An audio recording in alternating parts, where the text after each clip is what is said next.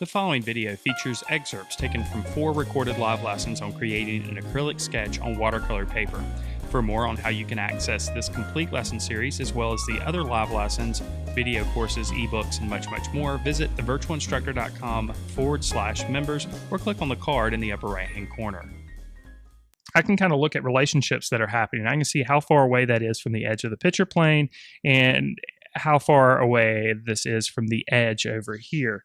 And then I can take that information and kind of estimate where it might be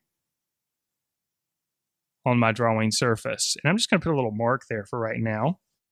And don't be afraid to make lots of different lines as you're kind of finding things out, kind of finding the overall form. And as I'm drawing things out, I'm just kind of breaking the stem into shapes. I'm actually just going to reinforce a few of these lines here. But you can see how much negative space is left up there at the top and how much is left at the bottom. So each time I'm just getting a little bit of water. And I want to be careful here as I'm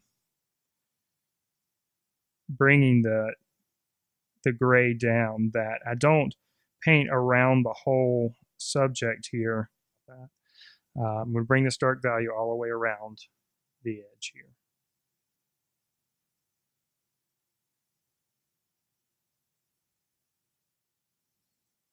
I'll just let that overlap. And I'm going to pull that color down into that darker value. I'm kind of glazing this red over the top of some of the darker areas.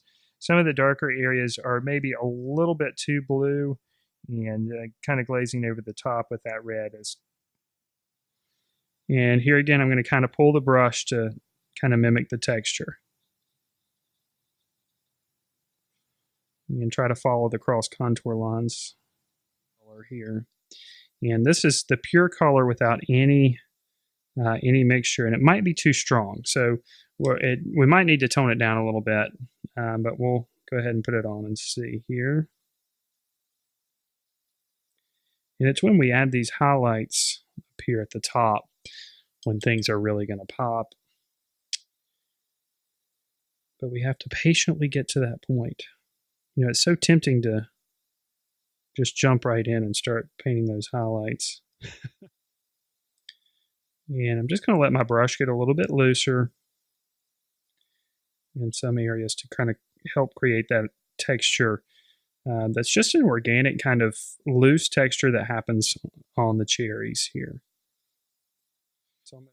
So I'm actually going to start with some of the lighter values that happen in the highlight. Let's just go ahead and put down a strong indication of that right now. And this is thinned out with water, of course.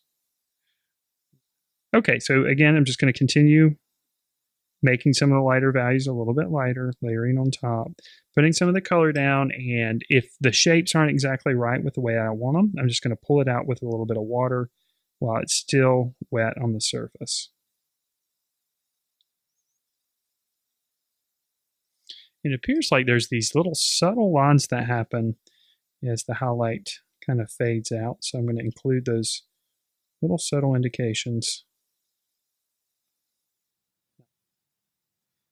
I'm not using very much paint at all. Again, just kind of scrubbing it into the tooth of the watercolor paper. And kind of look at the dark and light areas, and I'm just going to go ahead and start filling in some of the dark areas here initially. And also keep in mind that it's the relationship of everything together that really makes a painting or drawing work. So a lot of times we're working in one area, and we're thinking, oh my gosh, this area just is not working. There's just no way this is right. And we start to get away from trusting what we're seeing. And we should step back again, like I said, every once in a while, and just kind of look at things all together. And that's a better way to evaluate how things are going. All right. Here it is in my hand, carbon black. You can see by the container that it has not been opened very much in its lifetime. There are just a few tiny wrinkles in the tube. But yes, it's getting opened now. So I'm going to add another color to the palette here. And you can scrub the edge there too. Just kind of work it into the tooth of the paper.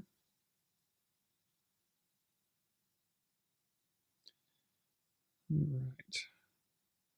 Just want to make sure I'm not resting my finger in an area where the paint is still wet.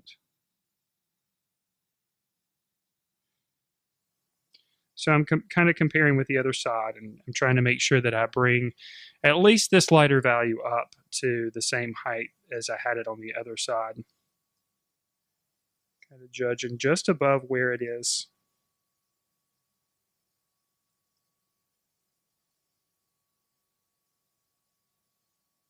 Because then we can kind of create a little bit more of a transition down into the darker area of shadow there. All right, so let's go ahead and start adding this.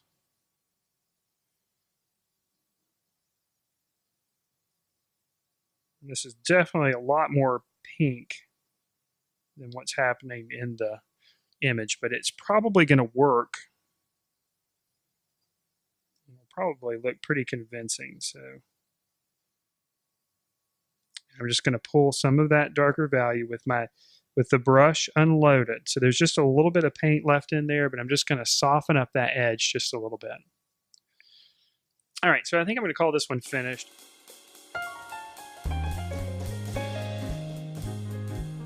If you're ready to learn more about drawing and painting, then why not check out our comprehensive membership program, which includes video courses, weekly live lessons, ebooks, lesson plans, and much, much more. To learn more about the program, just click on the button in the center of your screen or click on the card in the upper right-hand corner.